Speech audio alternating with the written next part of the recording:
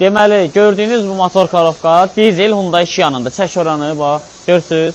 Hamısı Hyundai Kia'dır. Yəni, R-Motors'da bugün görülən işlər hamısını sizə izah edəcəm.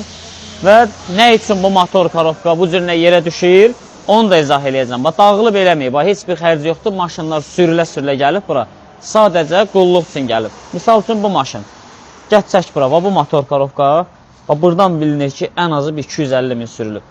Yəni, bu maşının qulluq vaxtıdır. Qardaş da gətirib ki, qulluq elətdirməyə.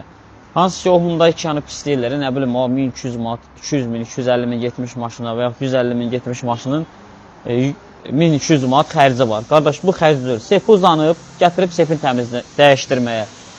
Hava sistemidir, dizeldə tutulur. Liboy maşında dizeldə tutulur.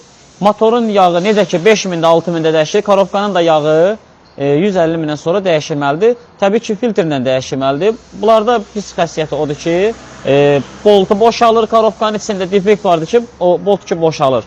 Və də ki, filtrə görə karovka sökülməlidir. Pis yanı odur. O da ki, 1200 manata biz bu işi görürük, 100 mində rahat sürürsən ondan sonra. Və motoru geçək, gör nə gündədir.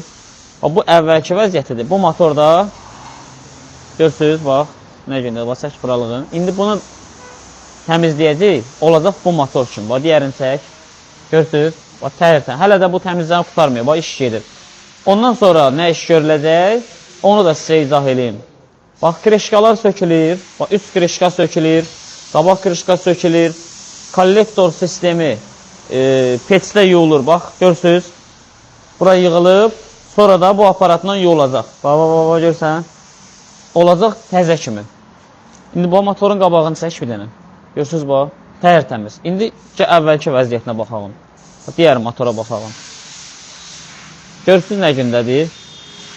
Bu işlərin hamısı istəyir 3 dənə ümumi qulluq olsun, istəyir 4 dənə olsun. Bizim servisdə bir günə görülür.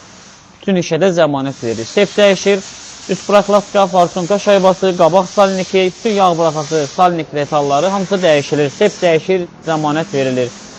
Hava sistemi təmizlənir, salniki təzə qoyulur. Karovkanın yağı, filtri dəyişilir, qranat salniki dəyişilir. Gəl çək buranı, görsən. Zavod karovkada açılmayıb. Yağı dəyişilməlidir, 200 mindən çox sürülüb. Kim nə deyir desin, qardaş, bu iş görülməlidir. Necə ki, motorun yağını dəyişsən, karovkanın da yağı onun kimi dəyişilməlidir. Yoxsa sonra vurma gedişmə olur. Başlayırlar ki, nə bilim, belədir, elədir, xarab olur, kariya maşındır. Fakt bu motorlar dağılmır, yağ yemir. Nə bilim, dağılıb 3000-4000 ziyana salmır. Sadəcə 150-200 mindən sonra belə bir qulluq tələb edir. İndi gəl bu otaqda karovkanın yağı necə dəyişilir göstərim. Baxın.